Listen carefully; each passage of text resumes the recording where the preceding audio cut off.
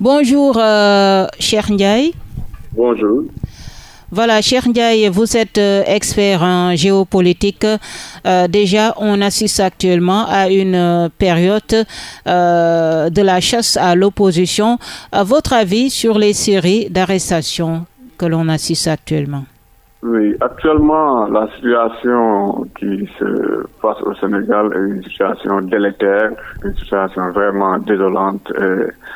Ça risque de faire tache d'huile sur la démocratie sénégalaise parce que le Sénégal, depuis son indépendance de 60 jusqu'à présent, il y a eu des luttes qui ont permis d'avoir peut-être des parties de contribution avec le Parti démocratique sénégalais. À sa tête, Abdoulaye Wade, qui a mené aussi des luttes démocratiques qui ont permis vraiment à ce pays d'acquérir plusieurs droits et libertés fondamentaux, qui ont permis même le Sénégal de briller au niveau international, au niveau continental, d'où on parle de petits pays mais de grande diplomatie, parce que le Sénégal a su vraiment faire montre de sa volonté de vraiment enraciner la démocratie au niveau du sphère politique, mais aussi au niveau de ce qui compose cette sphère politique-là. Donc le Sénégal a toujours servi d'exemple au niveau international, surtout au niveau continental, parce qu'on sait que la plupart des pays africains, on a vu des coups d'État après les indépendances, on a vu des partis qui se sont armés et pour faire face aux régimes qui étaient en place, des régimes dictatoriaux. Mais au Sénégal, on a vu vraiment des régimes démocratiques qui se sont succédés, des alternances. On a même vu le président Abdoulaye Wade en tant qu'opposant dire que je ne marcherai pas sur des cadavres pour arriver au palais. Mais actuellement, ce qui se passe au Sénégal, c'est une situation délétère où le pays fait face peut-être à des problèmes politiques qui risquent de dégénérer. On ne le souhaite pas, mais on espère qu'il y ait un consensus peut-être qui va permettre aux uns et aux autres de vraiment assumer le calumet de la paix et ne pas faire sombrer ce pays-là vers la division, vers des problèmes politiques qui risquent vraiment de faire tache d'huile sur la démocratie sénégalaise. Est-ce que la présence des ressources naturelles comme le pétrole et le gaz peut expliquer la tension actuelle du pays, Cheikh Ndiaye? Oui, la présence de ces ressources naturelles-là ne devrait pas signifier tension au Sénégal, parce qu'on sait que l'Afrique regorge de ressources naturelles. Le Sénégal, depuis longtemps, il y a des minerais, il y a de l'or, il y a vraiment du fer et d'autres qu'on est en train d'exploiter, surtout avec le pétrole qu'on vient de découvrir, qu'on a découvert même depuis longtemps, mais l'exploitation va commencer en 2023-2024. Donc je pense que ces ressources minières et pétrolières-là ne devraient pas être source de tension, mais plutôt source de bonheur, de réconciliation, de vivre ensemble sénégalais. Mais on a vu que d'autre part, il y a des intérêts géopolitiques internationaux où des puissances veulent mettre peut-être vraiment s'emparer de nos richesses-là en signant peut-être des contrats que dénonce une partie de l'opposition, que ces contrats-là n'arrangent pas le Sénégal, que ces contrats-là ne vont pas profiter au Sénégal. C'est cette remarque qu'on a fait même un peu partout en Afrique. Parce qu'il faut le dire, le Sénégal n'est pas le premier pays à exploiter vraiment du pétrole en Afrique. On a vu le Nigeria, on a vu le Gabon, on a vu d'autres pays qui sont des pays du Sud. Mais n'empêche que jusqu'à présent, c'est des pays qui ne sont pas développés, c'est des pays où le niveau de vie des populations est de plus en plus bas, c'est des pays où on n'arrive pas à satisfaire les besoins primaires, alors qu'on sait que le développement, c'est satisfaire les besoins primaires, alors qu'on sait que aussi les pays africains sont en retard par rapport à la satisfaction de ces besoins primaires-là. Donc, découvrir ces ressources-là, et voir aussi cette main basse de ces puissances étrangères par rapport à nos ressources-là. Donc, il est important que nos autorités, et la classe politique sénégalaise, la société civile aussi, puissent vraiment gérer ces ressources-là de manière responsable, de manière à ce que tous les Sénégalais puissent s'y identifier et vraiment toucher les retombées de ces ressources-là. Et quels sont les enjeux, selon vous, de l'élection présidentielle de 2024 avec le pétrole et le gaz?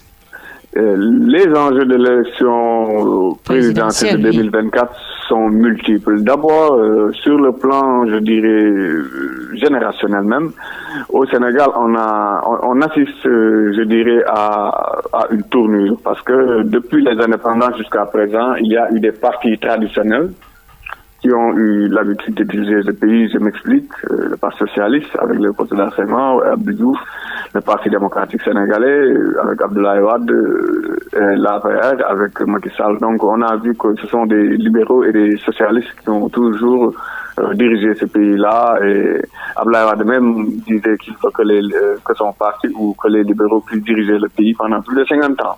Mais à un moment donné, Abdoulaye Wade aussi avait dit que vers les années 2000, après sa génération, je veux dire, il y aura une nouvelle génération d'hommes politiques où les débats vont être des débats d'idées, des débats technocrates, des débats vraiment qui vont avoir un certain niveau. Et c'est à cela qu'on assiste depuis 2012 jusqu'à présent. Mais à un moment donné aussi, vers les années 2021, on a vu une radicalisation de l'espace politique sénégalais du fait que peut-être une partie de la classe politique sénégalaise dénonce le fait que le pouvoir actuel tente de se maintenir au pouvoir et veut que vaille éliminer des adversaires. Et c'est un constat qu'il faut il faut se rendre compte de ce constat-là. Parce que depuis 2012, depuis l'arrivée au pouvoir du président Macky Sall, on a vu que des potentiels adversaires ont été pratiquement mis à l'écart. Je peux citer le cas Karim Wade, le cas Khalifa Sall, et actuellement on assiste au cas de l'opposant Ousmane Sonko,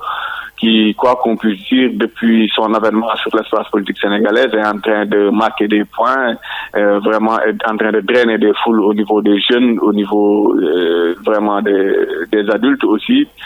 Donc c'est une bonne chose, ça montre la vitalité démocratique, ça montre aussi que le niveau est en train de vraiment passer à un autre cap.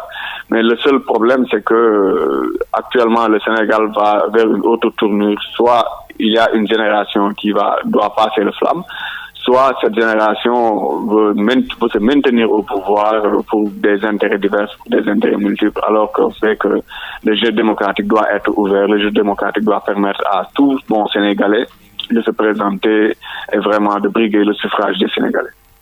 Est-ce que vous pensez que le président Macky Sall aura le soutien de la communauté internationale s'il pose une troisième candidature? Par rapport à cette troisième candidature-là, la communauté internationale reste peut-être divisée jusqu'à présent parce que ce n'est pas souhaitable. Parce que le Sénégal est une vitrine au niveau international. Le Sénégal sert d'exemple au niveau continental. Donc, la communauté internationale ne veut pas d'un président qui cherche à briguer plus de 2 mandats, comme l'a dit la Constitution sénégalaise. Vous avez vu le cas du candidat Abdoulaye Wade en 2012 lorsqu'il a voulu briguer un 3e mandat. Pratiquement, la communauté internationale s'est dressée. La communauté internationale n'a pas accepté le fait que Abdoulaye Wade puisse briguer un 3e mandat. Mais malgré cela, il y a eu un forcing. Mais les Sénégalais se sont exprimés librement et ont fait un choix à l'endroit du président Macky Sall. Donc cela a montré une certaine maturité de la classe politique, mais aussi de la démocratie sénégalaise.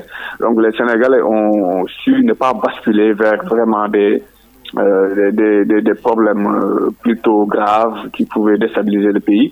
Ils ont su aller voter et vraiment changer le cap à l'endroit du président de la République Macky Sall. Donc maintenant, c'est cela qu'on attend de lui, donc qu'il ne se présente pas en 2024, qu'il laisse la place à un autre candidat de son parti et que vraiment qu'il demande ce candidat-là puisse demander le suffrage des Sénégalais et aux Sénégalais de choisir. Maintenant, au niveau continental, peut-être il y a des pourparlers peut-être non officiels entre peut-être des émissaires pour essayer de voir comment venir au bout de ce qui se passe au Sénégal, comment essayer de calmer les jeux parce qu'on ne veut pas voir le Sénégal se déstabiliser. On sait que le Sahel actuellement a un problème sécuritaire et tout ce qui touche un pays du Sahel finira par toucher un autre pays voisin. Donc, il est important que notre classe politique ait raison garder et puisse, je dirais franchement, entamer des pourparlers pour vraiment sortir de cette situation parce que le Sénégal vraiment actuellement a des lendemains un peu sombres par rapport à cette situation politique-là. Voilà, et en tant que géopolitique, Cheikh Ndiaye, qu'est-ce qui explique tout d'un coup l'ouverture d'Ousmane Sonko vers la communauté internationale et vers les médias étrangers? Qu'est-ce qui explique cette ouverture? Par rapport au candidat ou à l'homme politique Ousmane Sonko, je dirais qu'il a eu une trajectoire plutôt importante sur la scène politique sénégalaise. Donc, si je peux m'exprimer ainsi, il a conquis les masses au niveau du Sénégal. Donc, au niveau continental, vraiment, le cas Ousmane Sonko a été soulevé pratiquement dans tous les pays, que ce soit au Burkina, au Tchad, au Mali, en Mauritanie et d'autres pays, j'en passe. Le candidat Ousmane Sonko est perçu et vu comme l'homme qui peut peut-être réconcilier, l'homme qui peut soulever la dignité du continent africain du fait que c'est un candidat décomplexé, c'est un candidat qui n'est pas dans ce politiquement correct, c'est un candidat qui ose toucher vraiment le fond du problème par rapport à la France-Afrique, par rapport au franc CFA, par rapport à la coopération bilatérale et la coopération multilatérale. C'est un candidat que les Africains estiment un candidat décomplexé, un candidat qui montre cette future génération que les Africains veulent. Donc, il est important de soulever ces points-là par rapport à cet homme. Vraiment, tous les Africains, tous les pays africains où j'ai eu à m'abstenir avec des experts, il nous présente Ousmane Sonko comme un homme vraiment simple par rapport à sa vision des choses sur l'Afrique, mais par rapport à la proximité que devaient avoir les États africains pour faire face peut-être à ces puissances étrangères. Parce qu'il faut aussi l'affirmer. Au niveau international, actuellement, la géopolitique, c'est le fait de défendre ses intérêts. La Russie défend ses intérêts, la France défend ses intérêts, la Chine, même chose. Maintenant, le continent africain est perçu comme un marché où chaque puissance va venir essayer de gagner des marchés pour vraiment permettre son pays de se développer et de vraiment sortir peut-être de cette crise qui est en train de frapper le monde. Mais on a vu que les Africains sont en retard par rapport à cela. Les Africains n'essaient pas de profiter de ce flux même, je dirais, de milliards et de bénéfices économiques qui sont en train de faire le tour de la Terre par rapport à leur situation. Au contraire, les Africains sont restés peut-être en train de dormir dans le laurier et laisser les puissances étrangères de profiter de leurs ressources, vraiment minières, gazières et autres, alors qu'on sait que l'Afrique est la puissance de demain. L'Afrique repose pratiquement de jeunes, 70% de la population africaine a moins de 35 ans, donc il est important que ce continent puisse relever des défis et ce continent aussi a besoin de dirigeants forts parce que Obama disait que l'Afrique n'a pas besoin d'hommes forts mais des institutions fortes. Mais moi je dis pour qu'il y ait des institutions fortes, il faut qu'il y ait des hommes forts aussi. Oui. Donc il y a ces hommes-là qui doivent incarner le renouveau africain et la plupart des pays qui sont sur le continent africain voient à l'homme Ousmane Sonko comme une de ces personnalités qui va incarner ce renouveau africain-là. Cela ne veut pas dire que Macky Sall ou un autre Sénégalais ne peut pas incarner ce renouveau-là. Mais en tout cas, selon ce qui se passe au niveau continental, Ousmane Sonko est perçu comme un candidat idéal pour le Sénégal, comme un président fiable. Donc, reste à savoir ce qui va se passer d'ici 2024. Voilà. Dernière question, Cheikh Ndiaye, c'est par rapport au Front social. À quelques mois de l'élection présidentielle, on assiste à un Front social. Pratiquement tous les syndicats sont en mouvement d'humeur. Qu'est-ce que vous pensez de ce Front social? Par rapport à ce Front social-là, il est important que le gouvernement du Sénégal prenne un peu de recul par rapport à ce qui se passe. Parce que les arrestations qui se déroulent actuellement dans le pays, rien ne le justifie. Actuellement, j'ai vu aussi du côté de l'opposition qu'un front de plus de 60 partis est en train de naître, peut-être pour faire face à ces régimes. Parce que ce qui est vraiment, ce qui fait peur surtout, c'est que lorsque l'opposition réussit à, par exemple, ramener tout la société civile avec les syndicats, que ce soit les syndicats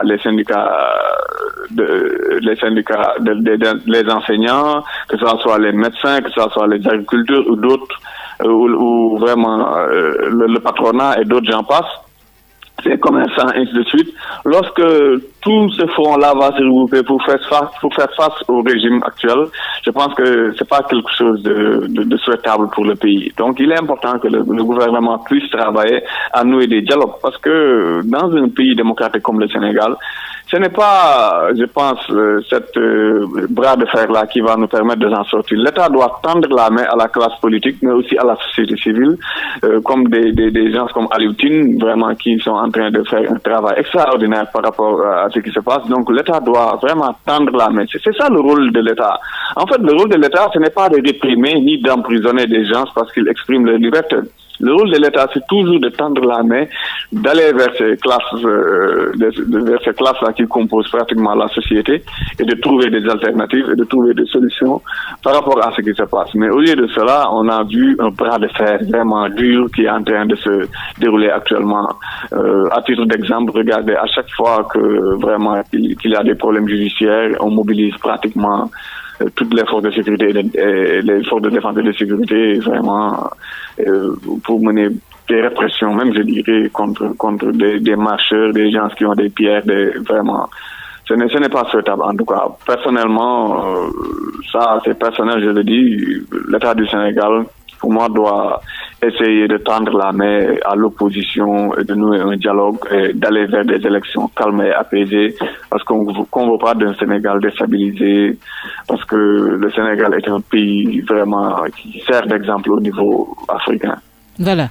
Cheikh Ndiaye, Rewmi FM vous remercie pour la disponibilité. Merci. Voilà, et je rappelle que vous êtes expert en géopolitique,